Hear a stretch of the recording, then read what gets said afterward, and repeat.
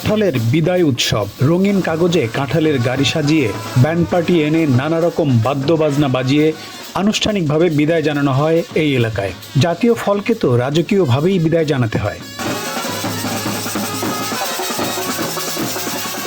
এই আয়োজন নতুন নয়, বর্ণাঢ্য এই উৎসব চলে আসছে শত শত বছর থেকে।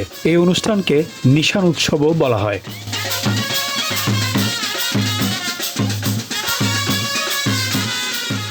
একসময় নরসিংদী অঞ্চলের প্রধান অর্থকরী ফল ছিল কাঁঠাল।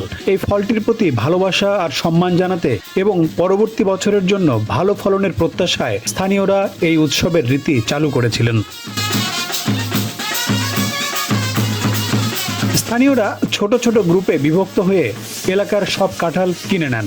সেগুলো বিক্রি করা হয় কামারটেক হাটে। মূলত মৌসুমের শেষ দিকে সব কাঁঠাল একত্র করে আনুষ্ঠানিকভাবে কাঁঠাল বিক্রির শেষ দিনেই করা হয় এই উৎসব। ব্যবস্থা করা হয় বিশেষ খাবারের।